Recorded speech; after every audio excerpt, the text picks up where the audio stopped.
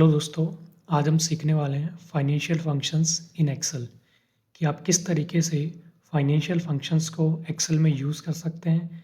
अगर आप किसी भी फाइनेंस कंपनी या किसी भी फाइनेंस प्रोसीजर में काम करते हैं किसी भी तरह के, तो वहाँ पर आप फाइनेंस के फंक्शंस को यूज़ करके उन फाइनेंशियल कैलकुलेशंस को ईज़िली कैलकुलेट कर सकते हैं और वहाँ पर फार्मूला एंड फंक्शंस अप्लाई कर सकते हैं।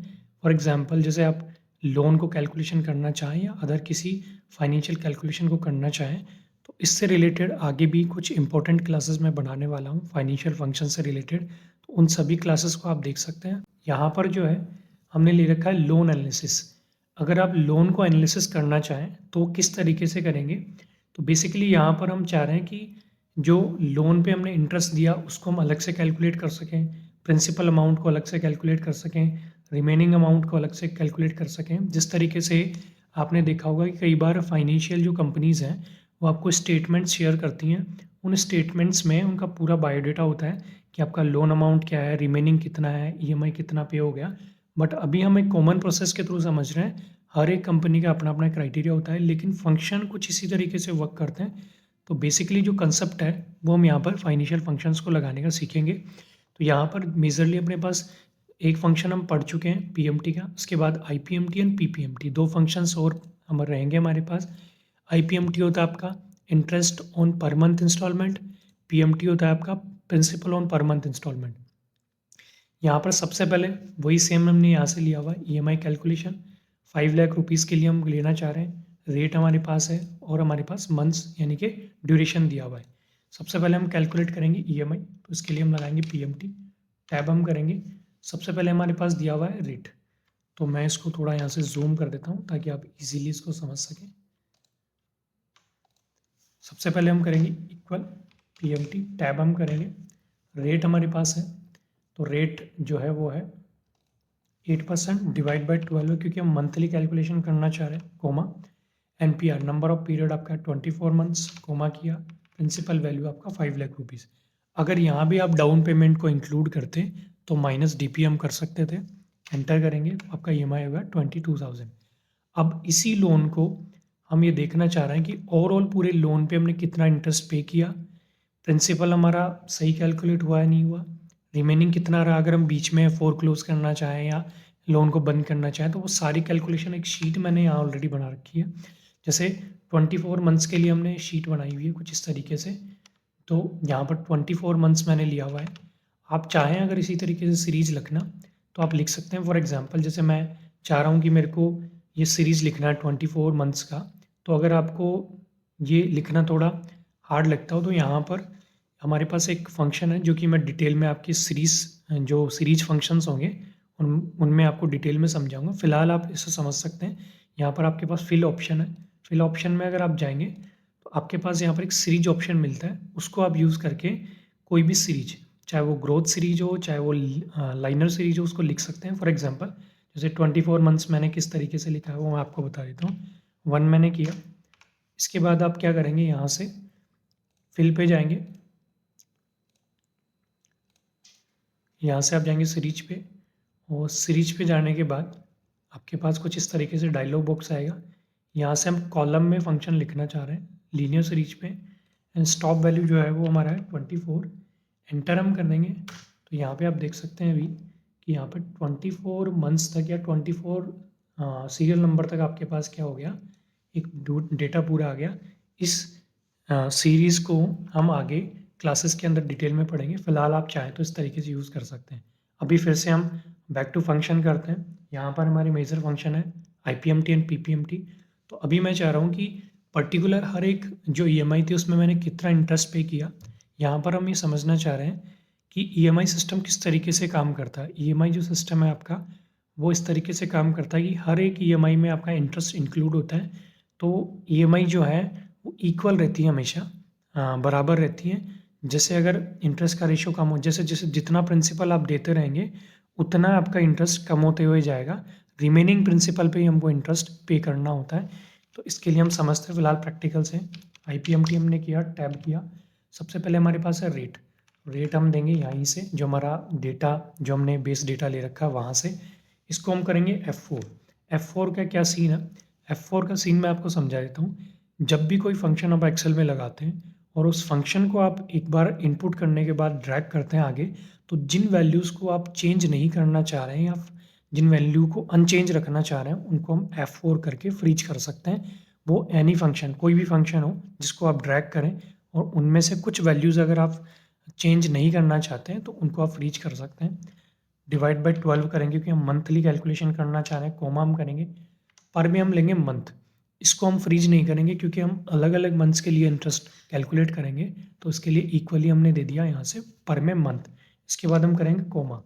अब यहाँ पर दिया हुआ एनपीआर यानी कि नंबर ऑफ पीरियड, तो नंबर ऑफ पीरियड आपका 24 मंथ्स, इसको भी हम करेंगे F4 क्योंकि ये फिक्स है आपका, कोमा हम करेंगे। अब आपके पास पीवी प्रिंसिपल वैल्यू आपका फिक्स है, F4 करेंगे। अगर डीपी होता तो माइनस करके डीपी को भी हम F4 करके फ्रीज करके लगा सकते थे। फिलहाल हमारे पास डाउन पेमेंट नहीं है, तो हम सिंपली यहाँ से इस तरीके एंटर हम करेंगे। तो फर्स्ट जो आपका ईएमआई है उस पे आपका जो इंटरेस्ट कैलकुलेट होके आ रहा है वो आ रहा है 3000 समथिंग।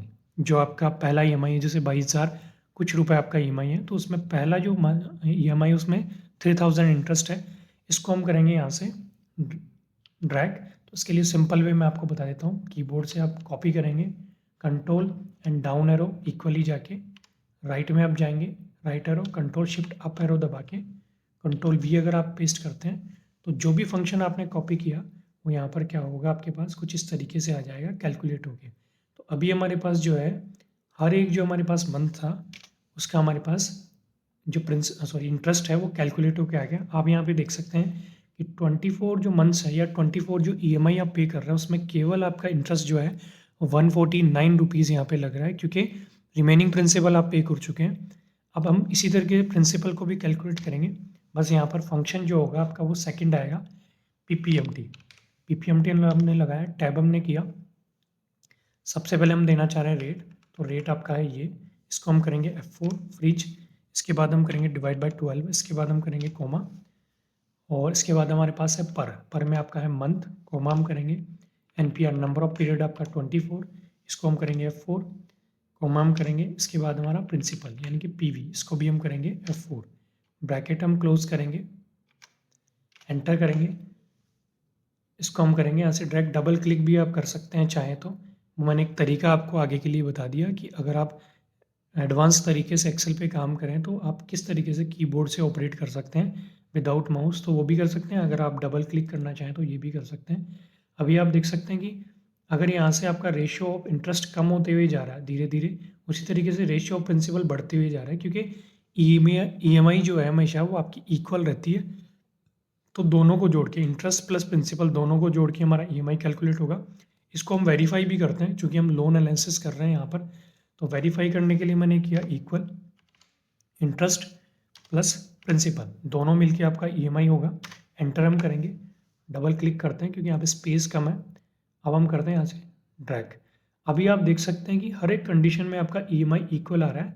इसका मतलब है हमने जो कैलकुलेशन यहाँ पे किया, लोन को एनालिसिस जो किया, वो हमारा कैलकुलेशन सही है कि आपका ईएमआई कहीं भी चेंज नहीं हो रहा, क्योंकि ईएमआई हमेशा इक्वल होता है। और यहाँ पर जो रेशियो ऑफ प्रिंसिपल अगर घटते हुए जा रहा है, इसका मतलब है इंटरेस्ट घटते हुए जा रहा है, तो प्रिंसिपल का रेशियो आपका बढ़ रहा है क्योंकि ईएमआई यहाँ पर इक्वल होगी हमेशा। अब हम जो चाह रहे हैं वो यहाँ पर चाह रहे हैं कि टोटल इंटरेस्ट हमने कितना पे किया, इसके लिए हमने किया सम। इसको हम कंट्रोल शिफ्ट अप एरो के साथ जाएंगे, एंटर करेंगे, तो आपके पास टोटल जो है वो आपका कैलकुलेट होके आ गया। यहाँ पर मैं लिख देता हूँ टोटल। इसको हम यहाँ से कर देते हैं ऑल्ट एच बी ए, बॉर्डर्स लगा देते हैं, ऑल्ट एच ACM करते हैं। शॉर्टकट्स आप चाहें तो स्टार्टिंग की क्लासेस में समझ सकते हैं, बेसिक क्लासेस को देख सकते हैं, उनमें सब में मैंने जो भी शॉर्टकट्स मैं यूज़ कर रहा हूँ उनको डिटेल्स में बताया। उनके लिंक्स मैं डिस्क्रिप्शन में डाल दूँगा, वहाँ से आप चेक कर सकते हैं। और जो इससे रिलेटेड जो कोई भी वीडियोज़ होंगे वो आपको मैं आई बटन में दूँगा।